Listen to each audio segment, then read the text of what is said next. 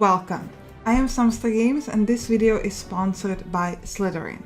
Today I'm going to introduce my favorite feature of the new Field of Glory Kingdoms, Rajas and Tribes DLC, and that's the Great Trades.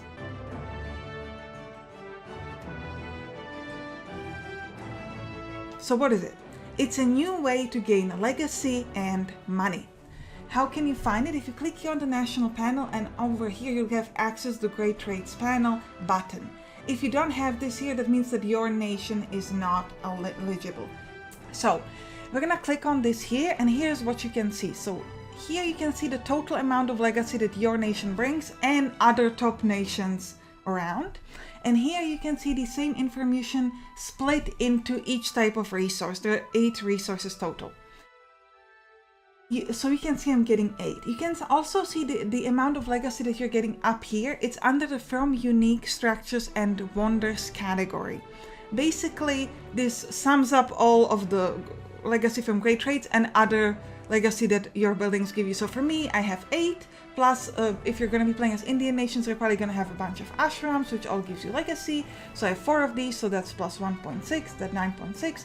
And I have 20% factional bonus, so that rounds up to 11. So you can see that same information over here. So in order to make this work, you need to have a merchant. This is a Tier 1 commerce and production buildings. You do not need to have the Traders Bureau in order to build them, so they're just available from the beginning. If you can get that resource, so if you are importing it or if it's local, then it will give you a legacy point. You will not get that legacy point if the goods is missing. And it will always say here legacy increase 1 or 2 if you're getting it, otherwise this will not be here. Here you can see an example of a merchant that is not actually giving me any legacy, and that's because I have an amber merchant but the amber is missing. You will still have to pay the money to gain the good, but I am obviously not getting any legacy, so watch out for that. On top of the legacy that is giving you, you're also getting money. The current gain is 2 per building of category in commerce and workshops, up to maximum of 12.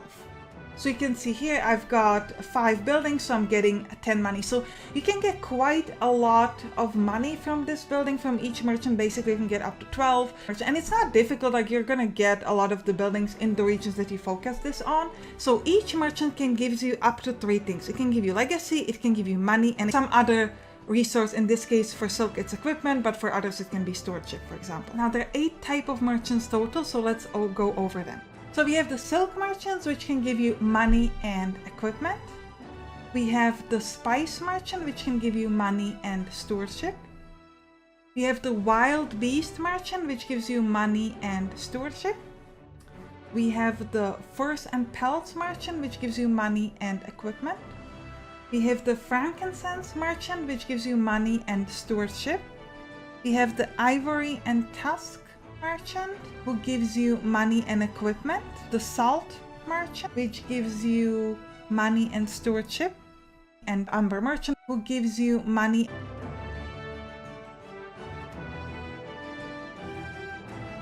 So let's talk about resources and traders. So how can you get the resources for all of these buildings? Now, some of these resources will just be naturally available. For example, in this region, I have simply naturally available ivory and tusks. You can also have naturally available spices or frankincense and etc. or salt, and you can see it up here, natural trade goods. You can also manufacture these different resources. Some of these resources have their own buildings that you can use to make them. For example, salt has a salt mine and a salt mart. Now, if you want to know what are the buildings that can make these resources, you need to find an area where this good is a missing bonus trade good, and then you hover over. So for example, for wild beasts, you can make them through a master hunter, emporium depot, and wild beast trader.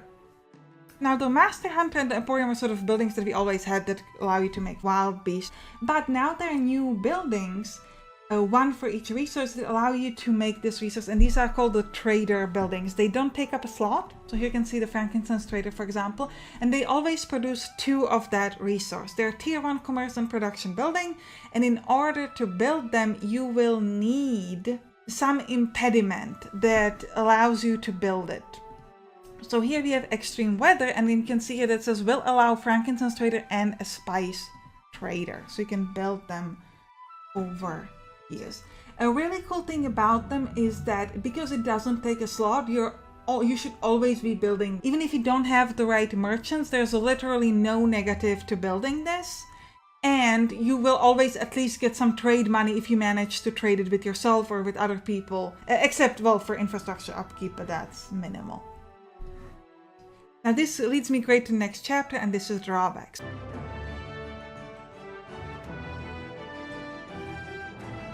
So in order to build these traders, you need to have some impediments. There are a variety of different impediments. Not all of them will allow you to build traders, but some of them do. Impediment is usually a zero cost building or a structure, here it's snow leopards, that gives you some negative effect. For example, here I'm losing food, manpower, and I have increased of revolt rates. In exchange, some of them allow you to gain some bonus. For example, here I can get the forest and pelts trader and the wild beast traders. There is a variety of ways to remove an impediment. Here, for example, if you place an army strong enough, if you have specific types of buildings, or if you have the remove hostile regional decision. Now, the way this works is that once you build the traders and this building gets removed, then the traders stay. But if there is some kind of like an attack on the region, then and the buildings get destroyed, then you can obviously no longer build another trader here because you don't have the impediment that allows you to do it. So you might not always want to remove an impediment, especially if what it's giving you it's not that big of a deal. So for example, the food and manpower is not a big deal for me. The revolt risk here is not great. But what I wanted to talk about here, especially these remove hostiles and remove civilized and etc. regional decisions that allow you to remove this, is that, for example, in this region I have Thieves Gang, which you remove by using the remove hostiles decision, for example.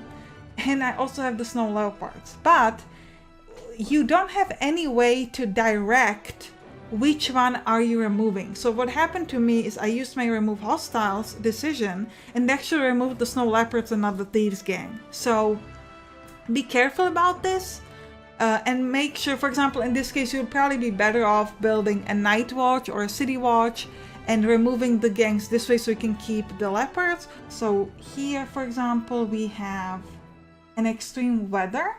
Now this gives you 5% health penalty. This is pretty rough.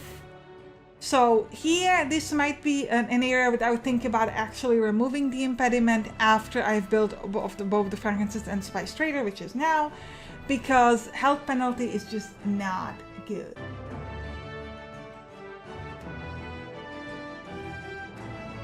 So you can here see the top legacy earning nations, and each turn one of the top 3 will gain some bonus.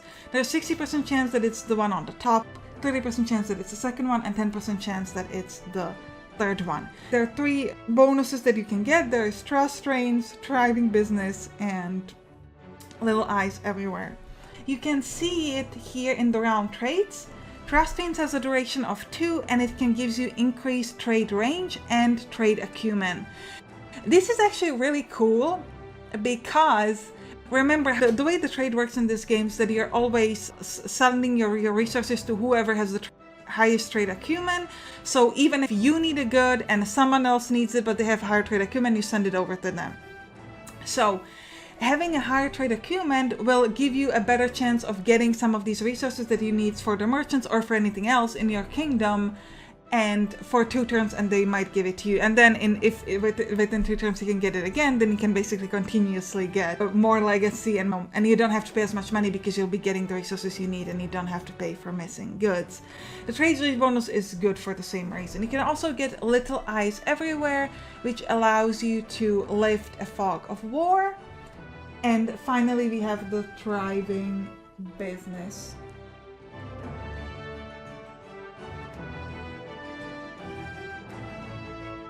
Let me tell you how to get 2 legacy in one merchant building. So, the way the merchant building works is that you will gain 1 legacy up to 2 for each good of that resource that you are importing. But it doesn't actually have to be imported for the specific trader that you need. So for example, if you have a salt house and a salt merchant and you have 2 salt that you both have that you're importing, then your salt merchant will give you 2 legacy. This, aside from allowing you to get 2 legacy if you get the right combo, also means that if you only have 1 of that resource, you can still get the legacy bonus even though your salt merchant is not using it. So I am in the right, I have a salt house that needs the salt, and I have a salt merchant. I only have 1 salt. This salt is being used by the salt house. It's made by the salt mine, and my salt merchant is actually not getting any good. So if you click on the salt merchants, you can see I am paying the missing good, but voila, I'm still getting my legacy. How come? Well, because the salt is coming to the region, and that's all the merchant needs. Alright, I hope you enjoyed this tutorial and stay tuned for more. Bye bye!